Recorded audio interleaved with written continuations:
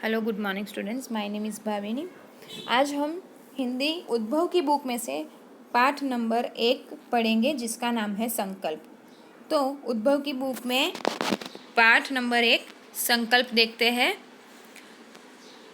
कवि राम नरेश त्रिपाठी ने यहाँ पे इस कविता द्वारा देश का भविष्य कहलाने वाले बच्चों द्वारा किए गए विभिन्न संकल्पों का उल्लेख किया है।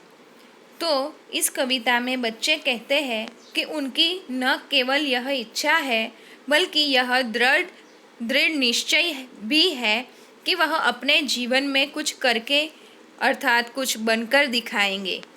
स्कूल में शिक्षा प्राप्त करेंगे, शिक्षा ही उनकी उन्नति का मार्ग प्रशस्त करेगी।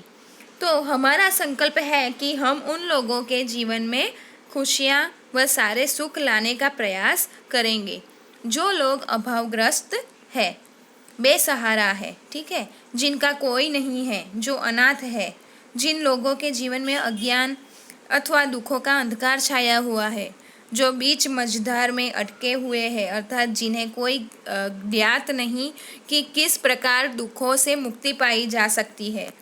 हम उन लोगों के घरों में परिश्रम का दीपक जलाएंगे और उन्हें परिश्रम का महत्व समझाएंगे। परिश्रम द्वारा ही व्यक्ति धनार्जन कर सकता है और अपने आर्थिक दुखों से वो मुक्ति पा सकता है।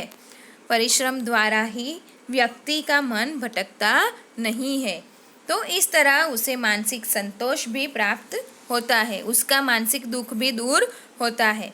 जिन लोगों के जीवन में निराशा छाई है, जिन्होंने जीवन में आने वाली कुछ कठिनाइयों से हार स्वीकार कर ली है, उम्मीद का दामन छोड़कर निराशा का हाथ थाम लिया है, तो हमारा संकल्प है कि हम उन व्यक्तियों की बुझी उम्मीद को फिर से जगाएंगे। ठीक है, तो यहाँ पे कवि ऐसे कुछ बच्चों की बात कर रहे हैं जिन्होंने यह संकल्प किया है, तो हम कविता के द्वारा सीखेंगे।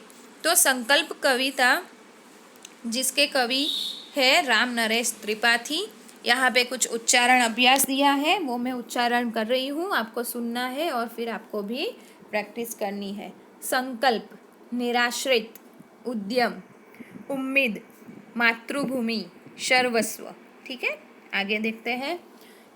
शब्दार्थ है नए शब्द जिसके कुछ अर्थ है वो हम अर्थ जानेंगे। संकल्प का अर्थ होता है प्रण, निश्चय। निराश्रित का अर्थ होता है बेसहारा।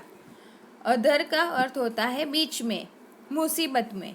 उद्यम का अर्थ होता है परिश्रम। चिराग का अर्थ होता है दीपक।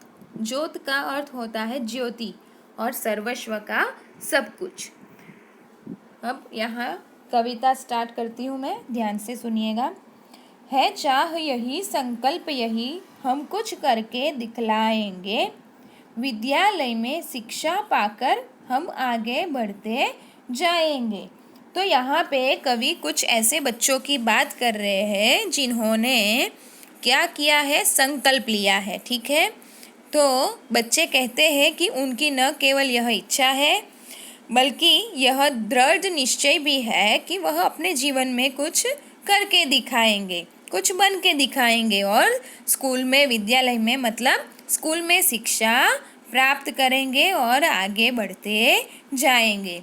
जो लोग गरीब निराश्रित है, क्या कह रहे हैं बच्चे कि जो लोग गरीब है, निराश्रित है, निराश्रित मतलब बेसहारा है, जिसके पास किसी का सहारा नहीं है, किसी का आश्रय नहीं है। ठीक है, तो जिन पर न किसी की छाया है, उन लोगों पर न किसी की छाया है। ठीक है, तो ऐसे लोगों को घरों में परिश्रम का दीपक जलाने के लिए हम कहेंगे, हम उनको गले लगाएंगे। क्या कहते हैं बच्चे कि हम ऐसे लोगों को गले लगाएंगे और हम उन पर सुख बरसाएंगे, उन पर हम सुख बरसाएंगे। ठीक है, जो लोग अंधेरे घर में है, जो लोग अंधेरे घर में है मतलब जिन लोगों का जीवन कैसा है, अज्ञान है, अर्थात दुखों का अंधकार छाया हुआ है, जो लटके हुए अधर में है।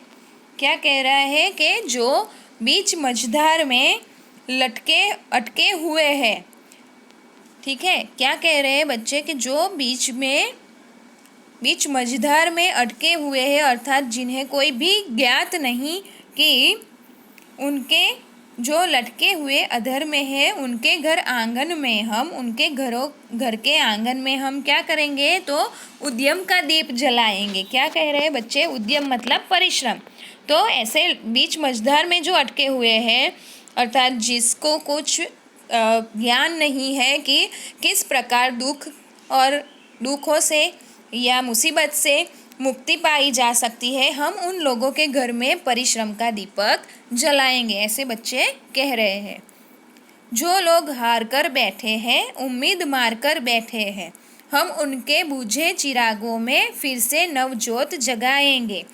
उन्हें क्या करेंगे वो बच्चे जो लोग हार कर बैठे हैं, ठीक है, फिर उम्मीद मार कर बैठे हैं, उनके जो मन में उम्मीद थी वो उम्मीद भी मर चुकी है, ऐसे लोगों को हम उनके बुझे चिरागों में, उनके जो चिराग बुझ गए हैं, चिराग यानी कि उनके घर में जो दीपक था वो दीपक बुझ गया है, फिर से हम नवजोत जगाएंगे, फिर से हम उनके घर में नया दीपक जलाएंगे। क्या कह रहे हैं? रोको मत आगे बढ़ने दो आज़ादी के परवानों को।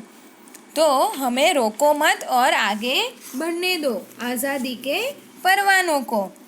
तो हम उनको क्या सिखाएंगे कि जो लोग हार कर बैठे हैं, अपनी उम्मीद मार कर बैठे हैं, जिन लोगों के जीवन में निराशा छाई है, जिन्होंने जीवन में आने वाली कठिनाइयों से हार स्वीकार ली है, उम्मीद का दामन छोड़कर निराशा का हाथ थाम लिया है, तो हमारा यह संकल्प है कि उन व्यक्तियों की बुझी उम्मीद को फिर से जगाएंगे, ऐसे बच्चे कह रहे हैं।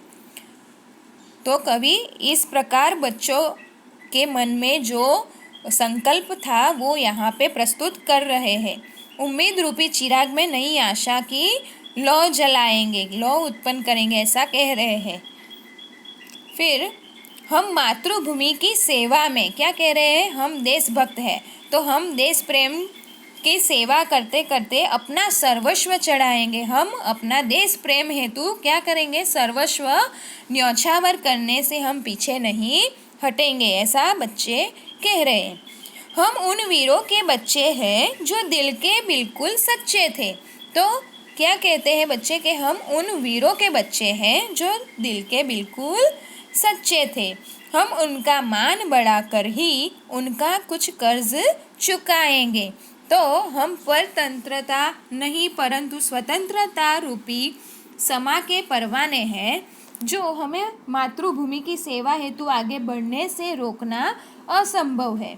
हमारी देशभक्ति के मार्ग में बाधा उत्पन्न करना कठिन है। तो हम उन वीर स्वतंत्रता सेनानियों के बालक हैं जिनके हृदय में छल कपट नहीं है, सच्चाई मात्र ही है। तो उन्होंने अपने प्राणों की बलि चढ़ाकर देश आज़ाद कराया है, तो हम उनके ऋणी हैं, ठीक है। तो उनका ऋण चुकाने का एकमात्र उपाय यह है कि हम उनके बलिदानों को याद रखें, देश के विकास का मार्ग प्रशस्त करें, देश का मान सम्मान बढ़ाएंगे, अपनी आज़ादी की रक्षा करें। इस प्रकार उनके आत्म बलिदान का सम्मान करके ही हम उनके कर्ज से मुक्त हो सकेंगे, ऐसा कहा है, ठीक है। तो यहाँ पे राम नरेश त्रिपाठी ने संकल्प कविता के माध्यम से हमें क्या सिखाया है? तो शिक्षा, परिश्रम, परोपकार, आशा, देश प्रेम और कृतज्ञता आदि भावों का महत्व समझाया है।